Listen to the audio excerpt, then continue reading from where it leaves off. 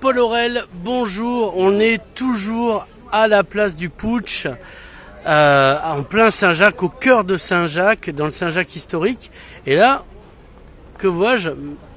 C'est une machine qui avait commencé à démonter une maison. Alors raconte-moi, pourquoi on est là? En fait, on est là pour se mobiliser un peu parce que bon, la mairie a eu un projet de pouvoir démolir pas mal d'immeubles qui se trouvent dans le quartier.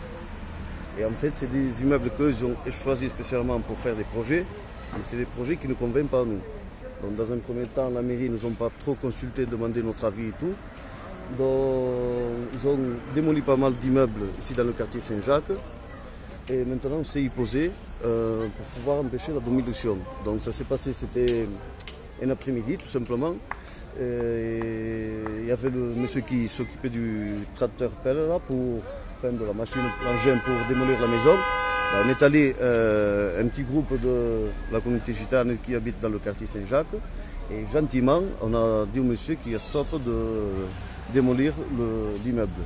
Et en fait, ça c'est un immeuble qui a été bien choisi par la mairie parce qu'ils ont dit que c'était des immeubles insalubres. La raison qu'il était insalubre parce qu'il y avait pas mal de fissures dans l'immeuble. Mais comme tu peux voir, ils ont commencé à démolir une grosse partie déjà et l'immeuble est toujours debout, quoi. Oui, c'est de l'insalubre qui tient. Pardon? C'est de l'insalubre qui tient. Oui, mais l'immeuble est toujours debout, quoi. C'est pas à cause des fissures que l'immeuble risque de s'écrouler.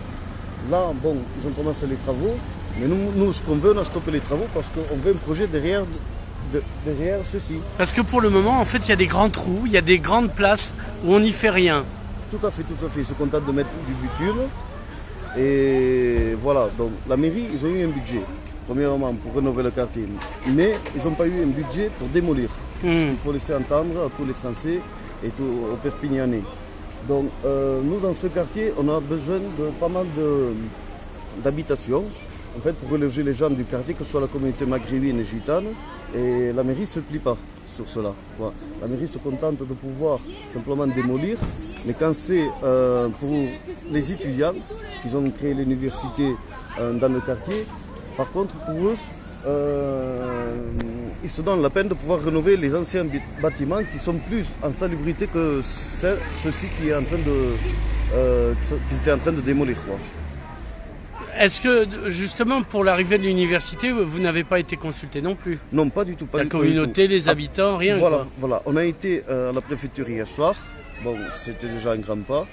Mais c'est pas parce que la préfecture et la mairie vous ont invité, c'est parce que à 200 habitants de Saint-Jacques, vous êtes déplacés pour aller les voir, sinon ils ne seraient jamais venus. Voilà, le maire on ne le voit jamais dans la quartier, premièrement. Deuxièmement, on se fait entendre pour pouvoir se faire recevoir, tu vois. Et du coup, le maire, Jean-Marc Pujol, nous a précisé comme quoi il avait consulté les habitants du quartier Saint-Jacques pour l'université, pour la construction de l'université.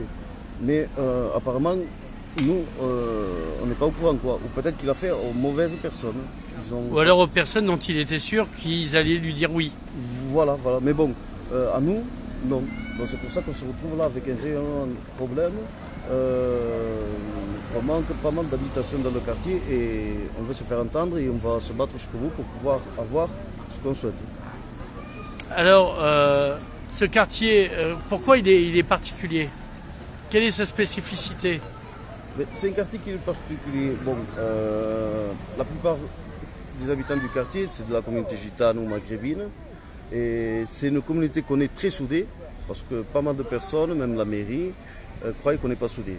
Mais bon, et plus maintenant que jamais on est soudés. En fait, ils vous ont ressoudés. Voilà. On peut leur dire merci. Oui, on peut leur dire merci. Voilà, ils nous ont ressoudés en plus. Voilà. Et la particularité de ce quartier, c'est un quartier que pas mal d'habitants ici, bon, ils ont eu ses parents et ses grands-parents qui sont nés dans le quartier et tout, et qui ont transmis des héritages par des maisons, par des grands-parents, ou que ce soit par un père ou une mère. Et par contre, voilà, ça c'est un peu sentimental, quoi. Ça, ce qui nous touche au cœur, ce qui nous fait mal, c'est parce que la mairie, par exemple, si moi j'ai reçu un bien, un héritage familial par mon père, la mairie vient, font une expertise Et ils disent que le bâtiment est insalubre. Mais regarde pas non plus la valeur qu'on a sentimentale pour cet immeuble, quoi.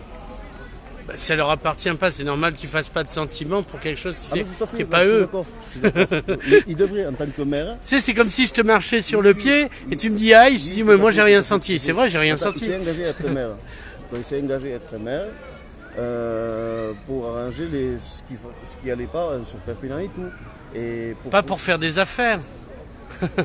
Bon, mais bon, moi je pense qu'il s'est engagé et je pense qu'il doit tout faire, que ce soit pour le quartier Saint-Jacques, mais seulement pas que le quartier Saint-Jacques, mais pour tous les villages qui se trouvent tout autour aussi. Oui, pour l'Aglo, puisqu'il est président de l'Aglo dans la foulée. Voilà. Donc voilà. Paul Aurel, merci beaucoup. Merci. À plus tard.